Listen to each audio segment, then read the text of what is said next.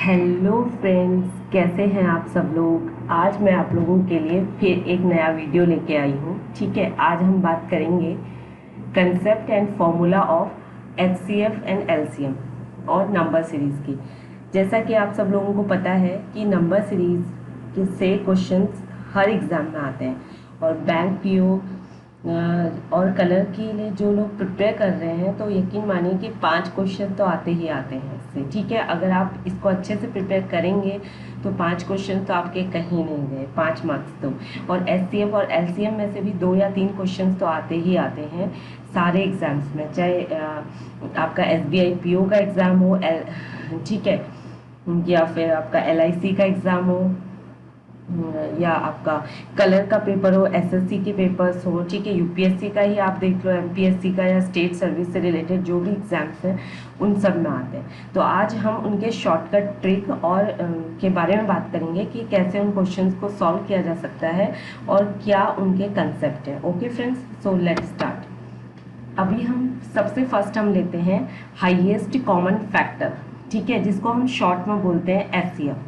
देखिए, highest common factor यानी कि क्वेश्चन में ही आंसर छुपा हुआ है। ठीक है, इसको सॉल्व करने का एक सिंपल सा ट्रिक है, ठीक है, जो कि सबसे ज़्यादा, सपोज अगर आपको 3 या 4 नंबर्स दिए हों और उनका एचसीएफ निकालना हो तो आपको सिर्फ इतना करना है, उसमें ये देखना है, उनके फैक्टर्स को आपको नोट डाउन करना है। देन आपको ये देखना है कि सबसे ज़्यादा कॉमन फैक्टर्स उन सारे फैक्टर नंबर्स में कौन है, और वो ही जो सबसे ज़्यादा कॉमन्स हैं वो ही आपके एचसीएफ होंगे। ठीक है, तो मैंने आपको बोला ना कि क्वेश्चंस में ही आंसर छुपा हुआ है, तो हाईएस्ट कॉमन फैक्टर यानी कि जो सबसे ज़्यादा कॉमन फैक्टर्स हैं वो ही एचसीएफ कहलाएंगे।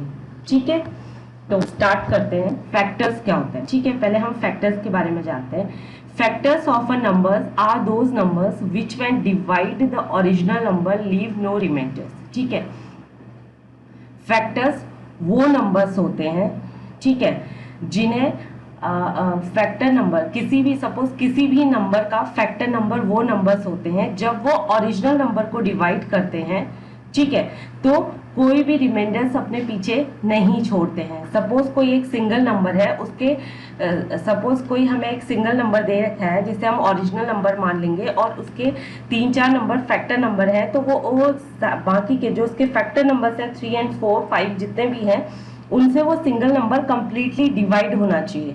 ठीक है, उसके रिमाइंडर 0 आना चाहिए।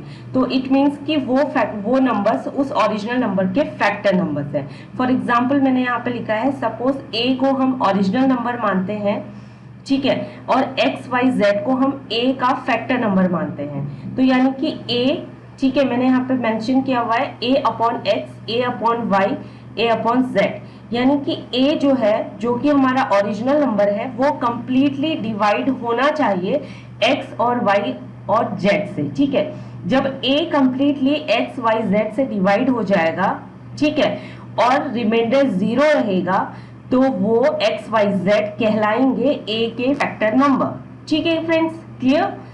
ठीक है, अगर फॉर एग्जाम्पल मैं न्यूमेरिकल एग्जाम्पल आपको देती हूँ कि अगर मुझे 20 के फैक्टर नंबर निकालने हैं तो 20 के फैक्टर्स क्या होंगे, 20, 10, 5, 4, 2, 1, बिकॉज कि वो इसलिए क्योंकि देखिए 20 से 20 कंप्लीटली डिवाइड हो जाता है, 10 20 को कंप्लीटली डिवाइड करता है, 5 20 को कंप्लीटली डिवाइड करता है, 4 20 को कंप्लीटली डिवाइड करता है, 2 करता है, 1 करता है। तो यानी कि जब 20 डिवाइड होता है इन सारे फैक्टर नंबर से तो रिमाइंडर रहता है 0, यानी कि 20 के फैक्टर्स नंबर तब ये 20, 10, 5, 4, 2, 1 कहलाएंगे। ठीक है, अगर मैं 100 के फैक्टर्स देखूं तो 100 के फैक्टर नंबर क्या क्या है, खुद 100 से 100 कंप्लीटली डिवाइड होता है, 50 उसका फैक्टर नंबर है, 25 नंबर फैक्टर नंबर है, 20 है, 10 है, 5 है, बिकॉज ये नंबर्स 100 को कंप्लीटली डिवाइड कर रहे हैं, ठीक है, और 0 रिमाइंडर आ रहा है। ठीक है फ्रेंड्स, अब हम बात करते हैं कंसेप्ट क्या है हाईएस्ट कॉमन फैक्टर का। ठीक है, सपोज हमने 2 नंबर्स लिए, ठीक है, 50 एंड 20, ठीक है, 2 नंबर लिए, जिसमें कि मैंने ये देखा कि अभी ये चीज ये है कि कैसे हम एचसीएफ वाले क्वेश्चंस को सॉल्व करेंगे। ठीक है, मैंने दो नंबर्स लिखे हैं यहाँ पे एग्जाम्पल में, जो कि 50 एंड 20 हैं, ठीक है। 15 का अगर मैं 15, सॉरी नॉट 50, 15, ठीक है। अगर मैं 15 यानी कि 15 का फैक्टर नंबर लूं तो 15 है, 5 है, 3 है, 1 है, ठीक है। और सेम अगर मैं 20 का फैक्टर नंबर लूं तो 20, 10, 5, 4, 2, 1 ये फैक्टर नंबर है, यानी कि ये वो नंबर्स हैं जो इस ओरिजिनल नंबर को कंप्लीटली डिवाइड कर रहे हैं और आपका रिमाइंडर 0 छोड़ रहे हैं, ठीक है। तो अब मैं इसमें देखूंगी 15 के फैक्टर्स में और 20 के फैक्टर्स नंबर्स में, मैं ये देखूंगी कि सबसे ज्यादा कॉमन नंबर्स कौन से हैं, कॉमन फैक्टर कौन से हैं। अगर मैं देखूं दोनों में कॉमन कौन सा है, अगर मैं देखूं 15 में तो 5 और 1 इसमें कॉमन है, और अगर मैं 20 में देखूं तो 5 एंड 1 इन दोनों में कॉमन है, ठीक है। तो जो हाईएस्ट कॉमन फैक्टर्स होंगे वो ही एचसीएफ होंगे, यानी कि हाईएस्ट कॉमन फैक्टर 5 और 1 है जो कि दोनों में कॉमन है, ठीक है, दोनों में आपको दिख रहे हैं। तो जो एचसीएफ है 15 और 20 का वो 5 और 1 होगा, तो 5 जो है वो एचसीएफ माना जाएगा, हाईएस्ट कॉमन फैक्टर माना जाएगा 15 एंड 20 का। Is that clear? ओके। अब देखिए एचसीएफ को सॉल्व करने के लिए दो तरह के मेथड्स यूज होते हैं, ठीक है। डिवीजन मेथड जो कि पहला मेथड है डिवीजन मेथड, सेकंड है प्राइम फैक्टराइजेशन मेथड, ठीक है। जो डिवीजन मेथड है उसमें देखिए मैंने आपको बताया कि find the HCF of a 48, 168 and 324। अब हमें इन तीनों नंबर्स के, ठीक है, डिवीजन मेथड से एचसीएफ निकालना है। तो इसमें हम क्या करेंगे फ्रेंड्स कि सबसे पहले हम सबसे छोटे नंबर्स लेंगे, ठीक है, सॉरी सबसे पहले हम क्या लेंगे कि सबसे इनमें देखेंगे कि जो सबसे छोटा नंबर है, दो सबसे छोटे नंबर, तो जो सबसे स्मॉल नंबर है, छोटे नंबर है वो क्या है, एक तो 48 है और 168 है।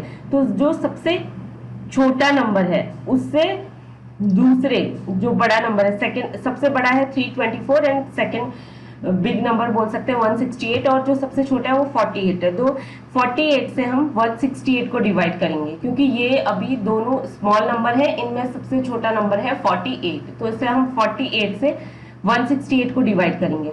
और एचसीएफ का मतलब ही यही है कि आप तब तक डिवाइड करते रहो, डिवीजन करते रहो जब तक कि 0 रिमाइंडर नहीं आ जाता, ठीक है ना। तब तक हमें डिवीजन चालू रखना है, ठीक है। अगर हम 48 से 168 को डिवाइड करते हैं तो ये 3 बार जाएगा, यानी कि 144 आएगा, तो आपका कितना आ जाता है 24, रिमाइंडर आ जाता है 24। उस 24 से हम 48 को डिवाइड करेंगे, यानी कि 24 2 जा 48, तो आपका रिमाइंडर क्या आ गया 0। तो यानी कि 48 और 168 का एचसीएफ क्या हो गया 24, बिकॉज 24 से हमने 48 को डिवाइड किया तो हमारा रिमाइंडर 2 बार डिवाइड हो गया और हमारा जो रिमाइंडर है वो 0 आया। तो इन दोनों का एचसीएफ क्या हो गया 24, ठीक है।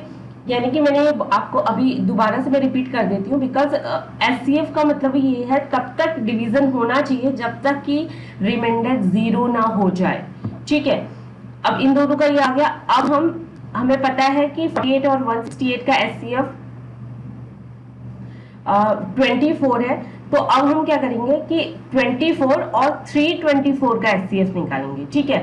तो इसमें जो छोटा नंबर है उससे बड़े नंबर को डिवाइड करना है, तो 24 छोटा है और बड़ा क्या है 324, तो 24 से हम 324 को डिवाइड करेंगे। पहले फर्स्ट 24 1 जा 24, ठीक है, माइनस करेंगे तो 84 आएगा। फिर हम क्या करेंगे दोबारा से डिवाइड करेंगे, 24 3 जा 72, हमारा क्या आया 12 आया, ठीक है, रिमाइंडर। तो उस 12 से हम 24 को डिवाइड करेंगे, तो 12 से 24, ठीक है, 12 2 जा 24, यानी कि रिमाइंडर 0 आ गया। तो ठीक है, तो अब हम क्या करेंगे कि अब हमें डिसाइड हो गया कि ठीक है, तो हमारा जो आंसर है वो क्या आया, तो हमारा एचसीएफ क्या आया 48, 168 और 324 का हमारा एचसीएफ क्या आया फ्रेंड्स 12, ठीक है। इन तीनों का एचसीएफ क्या आया हमारा 12, यानी कि 12 एक ऐसा कॉमन फैक्टर है, तीनों में हाईएस्ट कॉमन फैक्टर है, ठीक है। 12 इज द आंसर। अब है प्राइम फैक्टराइजेशन मेथड, ठीक है, सेकंड मेथड है प्राइम फैक्टराइजेशन मेथड। दो तरीके से मैंने आपको बोला था कि एचसीएफ को हम निकाल सकते हैं, डिवीजन मेथड जो मैंने आपको पहले बता दिया है, और प्राइम फैक्टराइजेशन मेथड। अब इसमें क्या करेंगे कि इसको फैक्टर, जैसे कि मैंने आपको स्टार्टिंग में बताया था कि फैक्टर्स, एक नंबर के हमें फैक्टर्स लिखने होते हैं, उसके फैक्टर नंबर लिखने होते हैं, ठीक है। तो अभी हमें इसमें एचसीएफ निकालना है 144, 336 और 2016 का, ठीक है। तो हम 144 को फैक्टर्स में डिवाइड करेंगे, इस तरीके से हम लिखेंगे 2 2 2 2, ठीक है। अगर आपके पास कोई बड़ा नंबर है तो आप इसको फॉर एग्जांपल ऐसे भी कर सकते हैं, ठीक है, ऐसे भी डिवाइड करके आप लिख सकते हैं उसके फैक्टर्स, क्योंकि बड़े नंबर्स को डायरेक्टली कैलकुलेट करना थोड़ा मुश्किल होता है, तो आप ऐसे कर सकते हैं, जैसे कि 2, ठीक है, 2 से 144 को, तो 2 7 जा 14, 2 2 जा 4, ऐसे 2 से क्या 36, फिर 2 से 18, 2 से 19 आया, सॉरी 2 से 19 आया, और फिर 3 से 3 3 जा 9 आया, 3 1, तो ये उसके फैक्टर्स निकल के आ गए, ठीक है ना, 144 के फैक्टर नंबर्स निकल के आ गए। तो हमने यहाँ पे मेंशन कर दिए। वैसे ही 336 के भी ये फैक्टर्स नंबर है, आप इसे ऐसे ही इसको कैलकुलेट कर करके इजी वे में आप इसके फैक्टर नंबर निकाल सकते हैं, इस तरीके से जैसे मैंने 144 का कैलकुलेट करके आपको बताया फॉर एग्जाम्पल, ठीक है। और 2016 का भी आप ऐसे ही कैलकुलेट करके आप निकाल सकते हैं। हमने यहाँ पे तीनों के फैक्टर नंबर्स लिख दिए, बिकॉज क्या होता है कि बड़े नंबर को डायरेक्टली आप उसके फैक्टर नंबर लिखने बैठेंगे तो बहुत लंबा चौड़ा कैलकुलेशन हो जाता है। आप इस तरीके से करेंगे 144 का, जैसे मैंने आपको निकाल के दिखाया है इजिली फैक्टर्स, इस तरीके से अगर आप निकालेंगे तो विद इन द सेकेंड आप उसके फैक्टर नंबर्स को गेट कर सकते हैं, ठीक है, बड़े से बड़े नंबर का। तो अब हमें इसमें चेक करना है कि एचसीएफ कौन कौन से नंबर्स हो सकते हैं, तो हाईएस्ट कॉमन फैक्टर कौन कौन से हैं, ठीक है। तो सबसे ज्यादा बार, ये मैंने इसलिए रेड कलर से किया हुआ है कि इसमें 4 टाइम्स 2 आ रहा है, इसमें भी 4 टाइम्स 2 आ रहा है, तो इसमें भी 4 टाइम्स 2 आ रहा है, ठीक है। तो सबसे ज्यादा यानी कि 4 बार 2 सब में कॉमन है, सब में ये 2 4 टाइम्स कॉमन है, तो हमने यहाँ पे वो ही लिख दिया, 4 टाइम्स 2 लिख दिया, ठीक है। उसके बाद जो 3 है, ठीक है, ये 3 इन सब में एक एक बार कॉमन है, तो हमने एक बार 3 लिखा, बाकी के, ठीक है, बाकी के नंबर्स कॉमन नहीं है, वो किसी में हैं और किसी नंबर के फैक्टर्स किसी फैक्टर नंबर में है, किसी में नहीं है। तो इसके जो हाईएस्ट कॉमन फैक्टर नंबर है वो 4 टाइम्स 2 और 3, ठीक है। तो इन तीनों इनको मल्टीप्लाई किया तो 48 हमारा क्या आ गया, एचसीएफ आ गया, ठीक है। ऐसे ही हम करेंगे 20 एंड 45 का एचसीएफ निकालेंगे, तो 20 के फैक्टर नंबर है। अभी मैंने बोला ना कि छोटे नंबर्स इजी होते हैं कैलकुलेशन करने में, जैसे 20 है तो कोई भी इजीली इसको कैलकुलेट कर सकता है, 2 इंटू 2, 2 2 जा 4 और 4 5 जा 20, 3 3 जा 9 एंड 9 5 जा 45।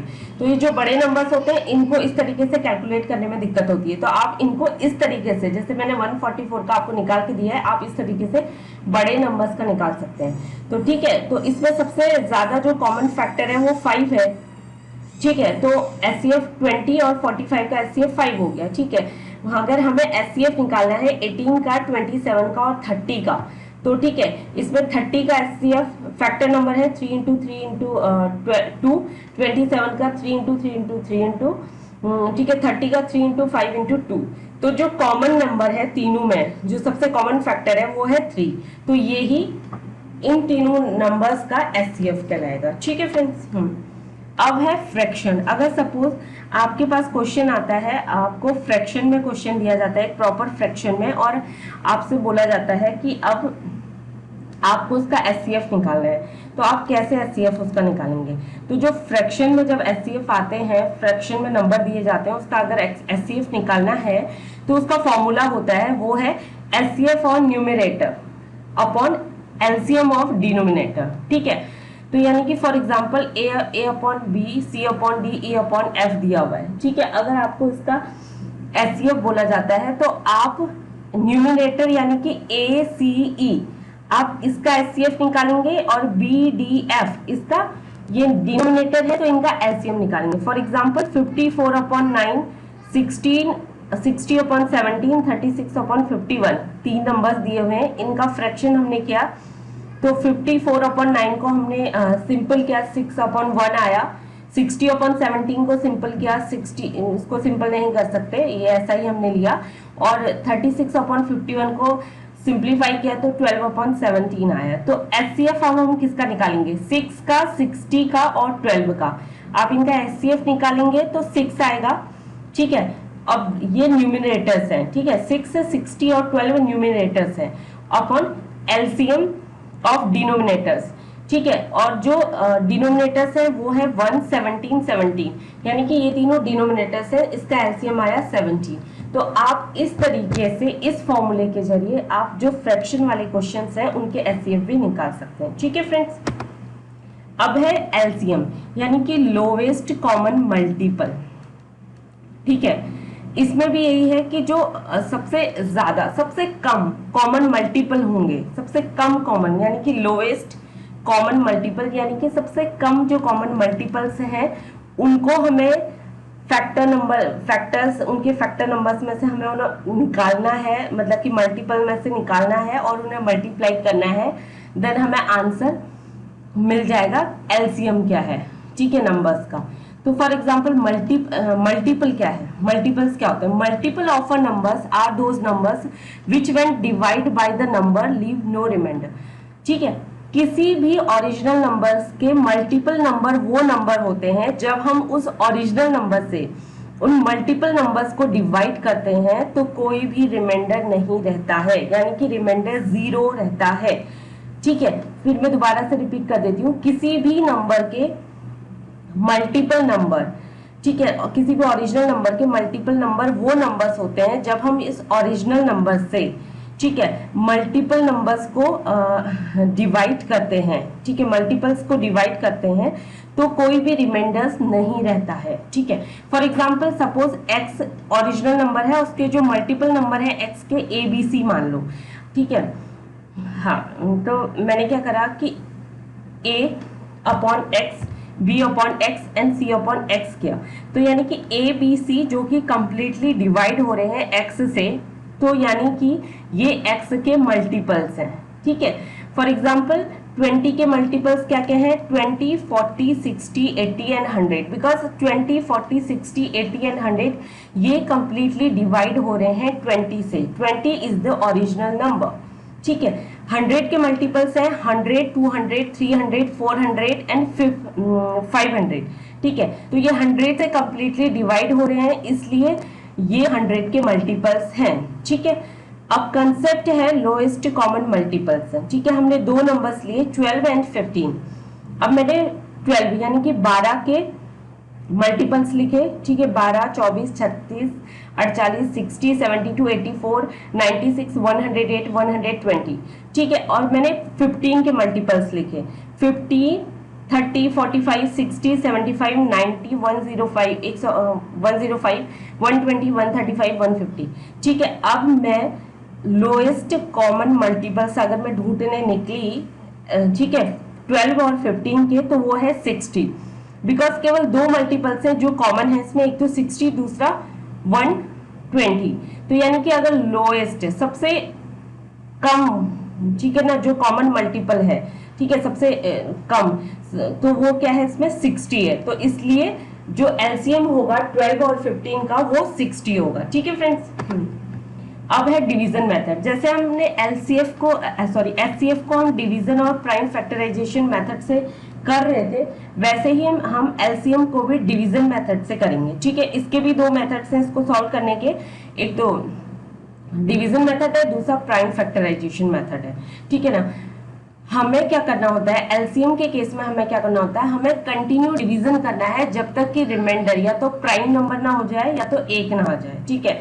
हम एलसीएम में, ठीक है, अगर मुझे 24 और 15 का एलसीएम निकालना है तो मैं इन्हें तब तक इनका डिवीजन करती रहूंगी जब तक कि इनका रिमाइंडर या तो प्राइम नंबर ना आ जाए कोई, या एक ना आ जाए। तो ठीक है, मैंने 24 और 15 को डिवाइड किया तो लास्ट में इनका रिमाइंडर एक आया, तो मैंने जैसे जैसे डिवाइड किया, जिन जिन नंबर से डिवाइड किया, मैंने उन नंबर्स को मल्टीप्लाई कर दिया यहाँ पे, ठीक है। तो मल्टीप्लाई करके इनका एलसीएम क्या आ गया 240। तो आप इस तरीके से डिवीजन मेथड से एलसीएम निकाल सकते हैं, ठीक है फ्रेंड्स। अब है एलसीएम निकालना है 12, 18 एंड 27 का। यहाँ पर तीन नंबर्स दिए गए हैं, ठीक है। And we will start by dividing these numbers by the smallest possible divisible. ठीक है, हमें 3 नंबर दिए गए, हम कोशिश ये करेंगे कि जो सबसे छोटा स्मॉल नंबर है हम उससे इन्हें पॉसिबल डिविजिबल है उससे हम इन्हें डिवाइड करने की कोशिश करेंगे। ठीक है, तो सबसे छोटा 2 है, तो 2 से हमने ट्राई किया, 3 से हमने किया, फिर 3 से किया, 2 से किया। ठीक है, तो हम तब तक डिवाइड करते रहेंगे ना जब तक कि प्राइम नंबर ना आ जाए या रिमाइंडर 1 ना आ जाए। ठीक है, तो हमारे पास जो भी नंबर्स हमें मिले डिवीजन के बाद, तो हमने उन्हें मल्टीप्लाई किया, तो देन 12, 18 और 27 का एलसीएम क्या आ गया, 108। ध्यान से देखिए, सिंपल है, इट्स वेरी इजी। ठीक है, अब है प्राइम फैक्टराइजेशन मेथड। ठीक है, find the LCM of 2 numbers. Prime factorization method, इससे ही हमें एलसीएम भी निकालना है। तो हमें 2 नंबर्स का ये सॉरी 2 नहीं 4 नंबर्स है, इट्स अ टाइपिंग मिस्टेक। ठीक है, हमें 4 नंबर का एलसीएम निकालना है, यानी कि 40, 50, 60, 80। 40 का अगर हम एलसीएम निकालते हैं, देखिए फैक्टर मेथड से, तो 2 2 जा 4, 4 2 जा 8, 8 5 जा 40। सेम है, ऐसे किया और इसमें भी किया, इसमें भी किया। अब प्राइम फैक्टर, इसमें अगर मैं देखूं तो प्राइम फैक्टर कौन कौन से नंबर हैं, यानी कि इसमें 3 नंबर्स हैं जो कि प्राइम फैक्टर्स हैं, 2, 5 और 3। ठीक है, I have mentioned already, prime factors are 2, 5, 3। Okay, अब मुझे क्या देखनी है कि हाईएस्ट पावर किसकी है, इन प्राइम फैक्टर्स में हाईएस्ट पावर किस किस की है और कैसी कैसी है। ठीक है, तो हाईएस्ट पावर यानी कि 2 की 4 टाइम्स आ रही है, मैंने ये रेड कलर से मेंशन किया हुआ है, 2 की power 4 times, that is the highest power.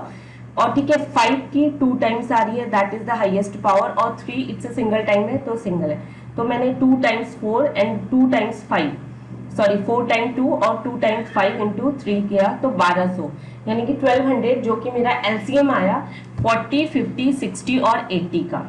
ठीक है फ्रेंड्स, अब मुझे अगर एलसीएम निकालना है 15, 25, 35, 55 का, तो मैं कैसे निकालूंगी। इसमें 15 यानी कि उसका फैक्टर क्या है, 5 इंटू 3, 25 का 5 इंटू 5, 35 का 5 इंटू 7, 55 का 5 इंटू 11। तो जो प्राइम फैक्टर्स है वो क्या क्या है, इसमें 5 है, ठीक है, 3 है, 7 है और 11 है। और हाईएस्ट पावर यानी कि 5 की 5 का 2 है, 5 2 टाइम्स आ रहा है एक जगह पे, तो 5 2 टाइम्स यानी कि 5 इंटू 5 इंटू 3 इंटू 7 इंटू 11 किया, तो इनका जो एलसीएम है वो 5775 आया। ठीक है, अब है एलसीएम ऑफ फ्रैक्शन। ठीक है, तो अब जैसे मैंने एचसीएफ ऑफ फ्रैक्शन बताया था, बिल्कुल उसका अपोजिट है जब हम एलसीएम ऑफ फ्रैक्शन निकालते हैं, फ्रैक्शन नंबर का एलसीएम हम निकालते हैं। तो इसमें क्या होता है कि जो न्यूमिनेटर्स हैं उनका हमें एलसीएम निकालना है और जो डिनोमिनेटर्स हैं उनका हमें एचसीएफ निकालना है। वहां पे हम क्या कर रहे थे, एचसीएफ के केस में हम क्या कर रहे थे, न्यूमिनेटर्स का हम एचसीएफ निकाल रहे थे और डिनोमिनेटर्स का हम एलसीएम निकाल रहे थे। तो यहाँ पे उल्टा है, ठीक है, सेम उसका अपोजिट है।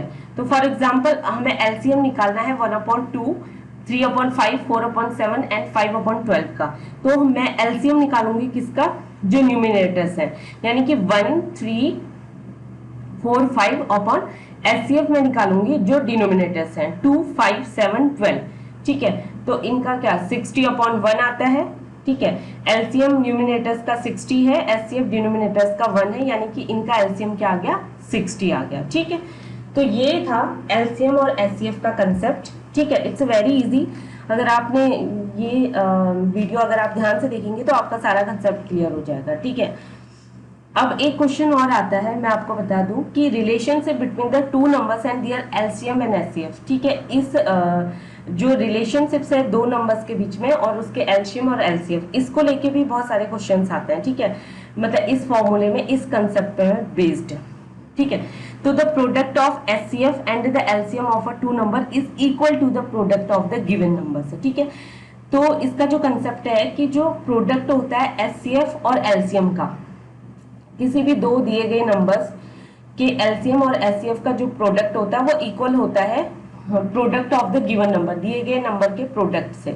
ठीक है, तो फॉर फॉर्मूला जो है, यानी कि अगर इस तरह का क्वेश्चन आता है, 2 नंबर्स दिए गए हैं और एलसीएम और एचसीएफ के बीच में रिलेशनशिप बताओ, तो आप इस तरीके से इसको सॉल्व कर सकते हैं। देखिए, first number into second number is equal to HCF into LCM. ठीक है, फॉर एग्जाम्पल मैंने आपको दिया है यहाँ पे the LCM and HCF of a two numbers are 72 and 6 respectively. ठीक है, एलसीएम है 72, एचसीएफ है दो नंबर्स का 6 और एक नंबर इसने 18 दिया हुआ है, दूसरा नंबर हमें बताना है, यानी कि फर्स्ट नंबर इज 18 और सपोज सेकंड नंबर को ए मान लो। LCM of two number is 72 into HCF of a number is 6, तो यानी कि A is equal to 72 into 6 upon 18, तो आंसर यानी कि सेकंड नंबर 24 है। ठीक है, आप इस तरीके से के क्वेश्चंस भी आते हैं। ठीक है, इस फॉर्मूला पर भी ध्यान दीजिएगा।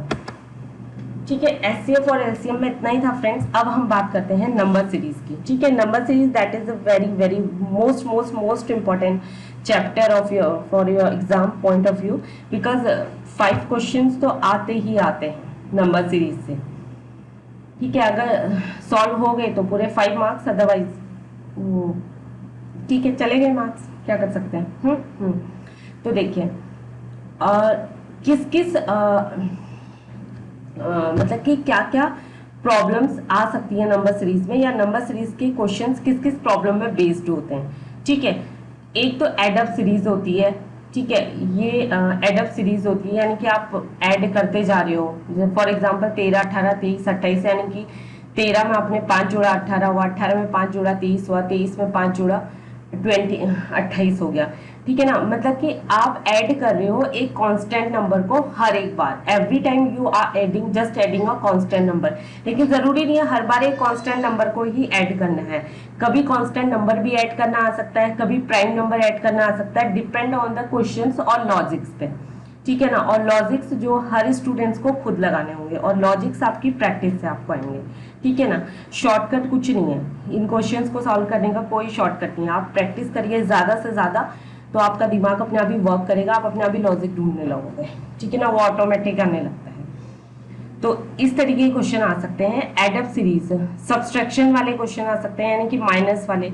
ठीक है, तो जिसमें एक कांस्टेंट नंबर हर एक टाइम माइनस हो रहा है। ठीक है, स्टेप अप सीरीज, यानी कि जिसमें प्लस और माइनस दोनों वाले क्वेश्चन आ सकते हैं। मतलब कि आपके पास एक क्वेश्चन आ गया, ठीक है, उसमें आपको एक सीरीज दे दी, और जिसमें कहीं पर एक फर्स्ट स्टेप में आपको प्लस करना है, देन सेकंड कंसेक्यूटिव नंबर में आपको माइनस करना है, फिर उसके बाद प्लस करना है, फिर आप माइनस करना है। इस तरीके के क्वेश्चन आते हैं। ठीक है, स्क्वायर अप, ठीक है, जहां पर मतलब कि square up plus and minus में आ सकता है, कि जहां पर आपको ठीक है हर एक नंबर के बाद, हर एक स्टेप के बाद जो भी कंसेक्यूटिव नंबर है वहां पे आपको स्क्वायर नंबर्स को प्लस करते हुए, ऐड करते हुए जाना है, या स्क्वायर नंबर को आप सब्सट्रैक्ट करते हुए आगे बढ़ रहे हैं। ठीक है, इस तरीके से भी आते हैं।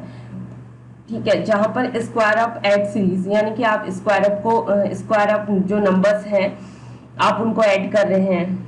ठीक है, उन नंबर्स को ऐड कर रहे हैं। क्यूब वाली सीरीज आ सकती है, कि आपको कुछ नंबर्स दे दिए गए जिनके क्यूब नंबर्स आपको बताने हैं, या नंबर्स आपको बड़े नंबर्स दे दिए गए उनके आपको उनका सिंगल नंबर बताना है, कि इनका क्यूब निकाल करके, कि उनका मतलब कि क्यूब निकाल करके। ठीक है, सपोज आपको जैसे 11 दे दिया, फॉर एग्जांपल आपको 11 दे दिया, तो बोलेंगे 11 का क्यूब निकालो, यानी कि 11 का क्यूब क्या होता है, 1331 होता है। ठीक है, अब आपको 133 नंबर दे दिया और बोल दिया कि इसका क्यूब नंबर क्या होगा, यानी कि आपको उसका वो नंबर निकालना होगा कि जिससे उसका क्यूब नंबर आया है। ठीक है ना, वो सिंगल नंबर आपको निकालना होगा जिसका क्यूब वो है। तो यानी कि 1331 दे दिया, तो वो सिंगल नंबर 11 है जिसका क्यूब 1331 आता है। ठीक है, इस तरह के क्वेश्चन आ जाते हैं। क्यूब एड अप सीरीज आता है, प्राइम अप, ठीक है, prime square up, plus minus में अर्थमेटिक सीरीज होता है, जियोमेट्रिक सीरीज होता है। तो इन चीजों पे बेस्ड क्वेश्चन आ सकते हैं। ओके, तो थोड़े बहुत कुछ मैंने यहाँ पे मेंशन किए हैं नंबर्स, मतलब कि समझाने की, कंसेप्ट क्लियर करने की कोशिश की है कि थोड़ा बहुत आप लॉजिक लगा सकें। ठीक है, कुछ ऐसे क्वेश्चन आ सकते हैं। देखिए, the series consisting of a perfect square. ठीक है, ठीक है, कुछ ऐसी सीरीज हो सकती हैं जो कि कंसिस्ट हो रही है परफेक्ट स्क्वायर वाली। जैसे फॉर एग्जांपल मतलब कि जिनके नंबर जो कि परफेक्ट स्क्वायर नंबर है। ठीक है, फॉर एग्जांपल जैसे कि a series based on a perfect square in most of the time based on the perfect square number in a specific order. अगर सपोज आपके पास कोई परफेक्ट स्क्वायर वाली सीरीज आई है, तो बहुत मतलब कि मोस्ट टाइम ऐसा होता है कि वो एक स्पेसिफिक ऑर्डर में आती है। ठीक है ना, जनरली क्या होता है कि एक ही नंबर उनमें मिसिंग होगा, ज्यादा नहीं होगा। ऐसा नहीं होगा कि एक ही सीरीज में आपको 2 या 3 नंबर निकालने को दे दिया, ऐसा नहीं होगा, एक ही नंबर पूछेंगे। फॉर एग्जांपल मैंने दिया है कि 324 है, यानी कि 324 जो कि 18 का स्क्वायर नंबर है, ठीक है। 361 है 19 का स्क्वायर है, तो 400 है जो कि 20 का स्क्वायर है, 441 है यानी कि 21 का स्क्वायर है, ठीक है। 441 के बाद आपको निकालना है, तो आपने क्या देखा इसमें कि आपने देखा कि 324 जो कि 18 का स्क्वायर है, ठीक है, तो 18 का स्क्वायर है, 361 19 का स्क्वायर है, यानी कि हर एक सीरीज में एक एक ऐड होता जा रहा है, प्लस 1 प्लस होता जा रहा है, ठीक है।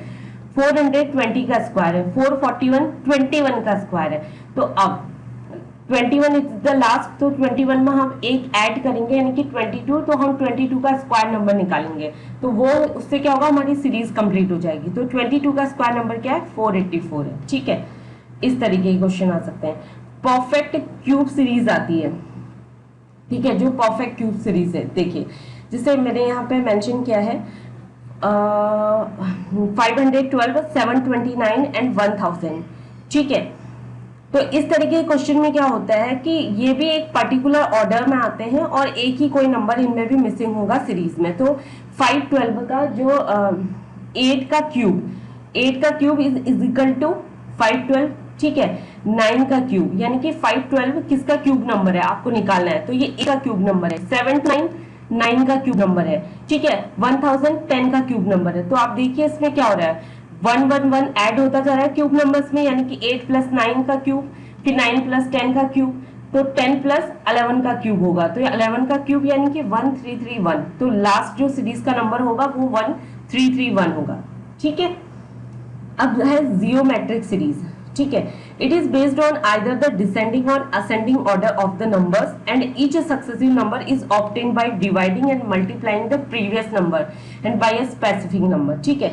जो जियोमेट्रिक सीरीज है ये क्या होता है, या तो उसमें घटते हुए क्रम में ऑर्डर्स में नंबर्स होंगे या बढ़ते हुए ऑर्डर्स में नंबर्स होंगे, ठीक है। ये बेस्ड होगा या तो आपके घटते हुए क्रम में, घटते हुए ऑर्डर्स में नंबर होंगे या बढ़ते हुए, यानी कि डिसेंडिंग इट्स घटते हुए, असेंडिंग यानी कि बढ़ते हुए क्रम में, ठीक है, नंबर्स होंगे। और हर एक सक्सेसिव नंबर यानी कि या तो वो डिवाइड यानी कि भागा देके या गुणा करके पहले वाले नंबर को, यानी कि जो भी दूसरा नंबर है सक्सेसिव नंबर है वो अपने प्रीवियस नंबर को यानी कि आगे वाले नंबर को या तो डिवाइड करके या मल्टीप्लाई करके, ठीक है, किसी स्पेसिफिक नंबर से डिवाइड करके या मल्टीप्लाई करके वो सक्सेसिव नंबर आ रहा होगा। फॉर एग्जाम्पल 4 है, 36 है, 324 है, 2916 है, ठीक है। अब मैंने 4 को 9 से मल्टीप्लाई किया तो 36 आया, फिर मैंने 36 को 9 से मल्टीप्लाई किया तो 324 आया, ठीक है, 2916,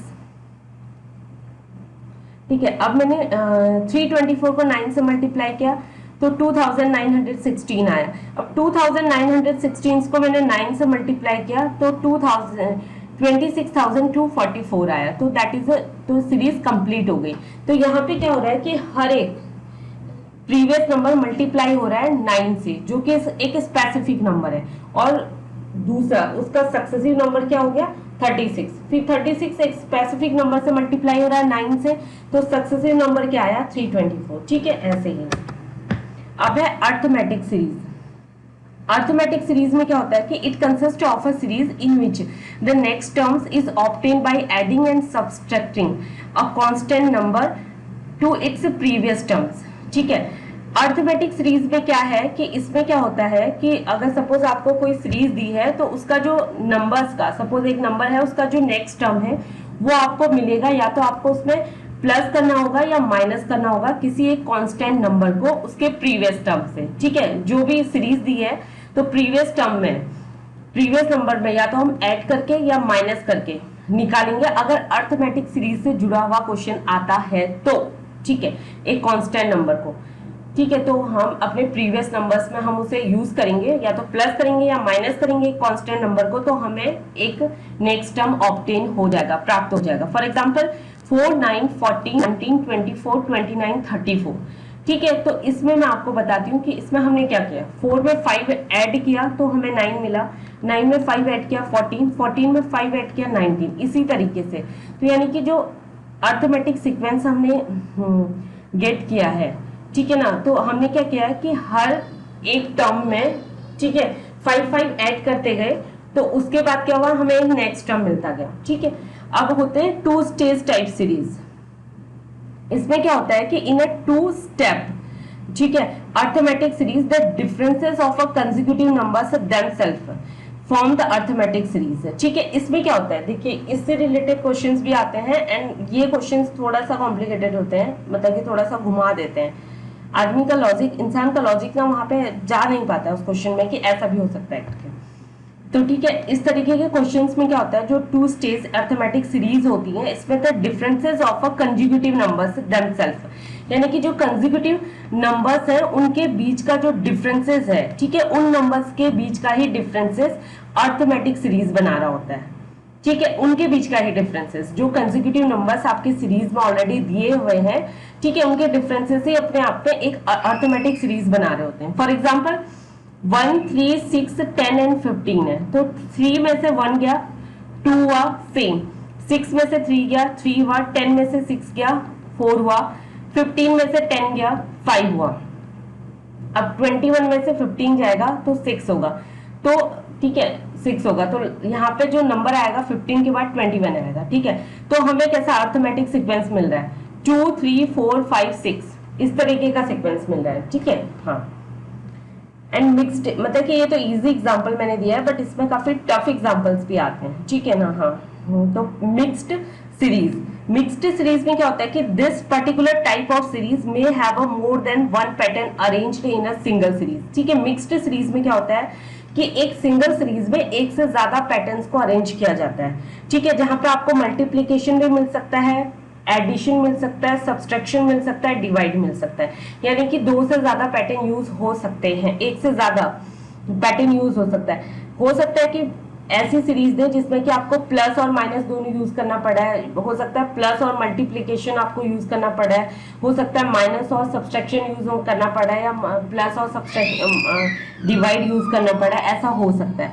फॉर एग्जाम्पल 10 है, 22 है, 46 है, 94 है और 190 है। ठीक है, सॉल्यूशन देखिए, अगर 10 इंटू 2 किया यानी कि 20 प्लस उसमें 2 ऐड किया, यानी कि पहले हमने मल्टीप्लाई किया देन एडिशन किया, तो 2 पैटर्न यूज हुए ना, मल्टीप्लीकेशन एंड एडिशन।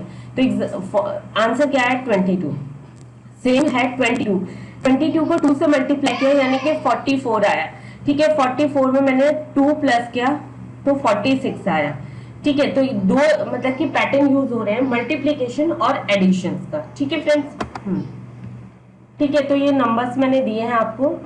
ठीक है, एग्जाम्पल तो मैंने आपको यहाँ पे बताया था कि इस तरीके से जो मिसिंग नंबर निकालना था, यानी कि 1 लास्ट में था 190, 1 मिसिंग नंबर आया, 190 इंटू 2 इज इक्वल टू 380 आया, प्लस 2 किया तो 382, that is the missing number. ठीक है, अब है अर्थमेटिक एंड जियोमेट्रिक सीरीज।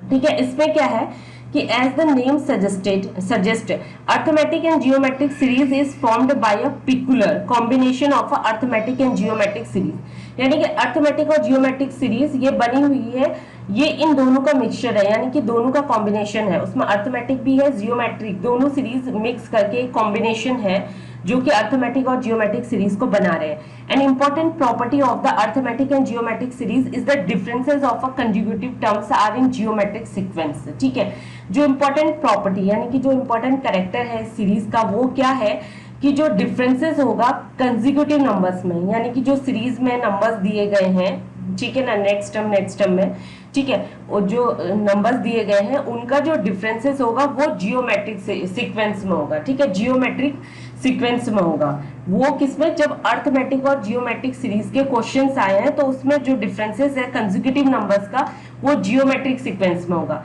अगर इसका बिल्कुल उल्टा अपोजिट, यानी कि जियोमेट्रिक और अर्थमेट्रिक सीरीज में अगर क्वेश्चंस आए हैं तो जो भी डिफरेंसेस होंगे, ठीक है, उनके सजेस्टिव टर्म्स के या कंसेक्यूटिव टर्म्स के वो अर्थमेटिक सीरीज में होंगे। ठीक है, तो पहले आप ये देख लीजिए अर्थमेट्रिक एंड जियोमेट्रिक सीरीज, यानी कि एग्जांपल मैंने आपको दिया है यहाँ पर 1 4 8 11 22 एंड 25, तो मुझे एक टर्म्स मिसिंग है, तो ठीक है, तो यहाँ पे सीरीज में जो यूज हो रहा है वो क्या है, यहाँ पे कैसा हो रहा है कि अर्थमेटिक मैंने आपको बताया था कि एडिशन और सब्सट्रैक्शन यानी कि जोड़ना और घटाना, ठीक है। और जियोमेट्रिक सीरीज में क्या हो रहा था, मल्टीप्लीकेशन एंड डिवीजन, ठीक है, यानी कि गुणा भागा ये हो रहा था, ठीक है, इन सीरीज के अंदर। तो देखिए सीरीज में क्या है कि यहाँ पे जो सीरीज है ये अर्थमेटिक और जियोमेट्रिक का मिक्सचर है, तो यहाँ पे +3 एंड इंटू 2 इस पैटर्न पर ये वर्क करिए, यानी कि 1 + 3 किया तो 4 आया, एंड 4 इंटू 2 किया नेक्स्ट टर्म तो 8 आया, फिर 8 + 3 किया 11 आया, एंड 11 इंटू 2 किया तो 22 आया, तो 22 + 3 किया 25 आया, 25 इंटू 2 किया 50 आया, ठीक है ना। तो ये अर्थमेटिक और जियोमेट्रिक सीरीज के क्वेश्चंस हैं, इस तरीके का टर्म यहाँ पे यूज हो रहा है, ठीक है फ्रेंड्स। ये देख लिया आपने। अब है geometric and arithmetic series is the reverse, ठीक है। जियोमेट्रिक अभी अर्थमेटिक और जियोमेट्रिक सीरीज था, अब जियोमेट्रिक और अर्थमेटिक सीरीज है, तो ये रिवर्स है अर्थमेटिक और जियोमेट्रिक सीरीज का। तो इस पे जो भी डिफरेंसेस होंगे सजेस्टिव टर्म्स के वो अर्थमेटिक सीरीज में होंगे, ठीक है। फॉर एग्जांपल 1 2 6 36 44 एंड 440, और हमें मिसिंग सीरीज हमें निकालनी है। तो इसमें जो सीरीज टाइप है वो क्या है, इंटू 2 + 4, यहाँ पे क्या आ रहा था, पहले प्लस आ रहा था उसके बाद मल्टीप्लीकेशन हो रहा था, ठीक है, अर्थमेटिक और जियोमेट्रिक सीरीज में। अब जियोमेट्रिक और अर्थमेटिक सीरीज में क्या हो रहा है, पहले मल्टीप्लीकेशन हो रहा है बाद में एडिशन हो रहा है, ठीक है। फॉर एग्जांपल 1 × 2 = 2, 2 में 4 जोड़ा 6 आया, फिर 6 × 6 36, 36 में 8 जोड़ा 44 आया, ठीक है। ऐसे ही ये सीरीज आगे बढ़ती जा रही है, ठीक है फ्रेंड्स। तो फिर मैंने क्या किया, 44 × 10 किया। और एक चीज ये देखने वाली है यहाँ पे कि 2 के बाद जो उनके बीच का मल्टीप्लीकेशन और एडिशन के जो नंबर्स हैं उनमें दो नंबर्स 2 बढ़ते जा रहे हैं, ठीक है ना। जैसे कि पहले 2 था, उसके बाद वो नंबर 4 हुआ, फिर 6 हुआ, फिर 8 हुआ। तो अब 44 को हमने 10 से मल्टीप्लाई किया, 440 आया, ठीक है। 440 में हमने 12 को ऐड किया तो 452 आया, ठीक है। अब ट्विन एंड अल्टरनेट सीरीज क्या होती है, as the name of the series specific, this type of a series में consist of a 2 series combined into the single series.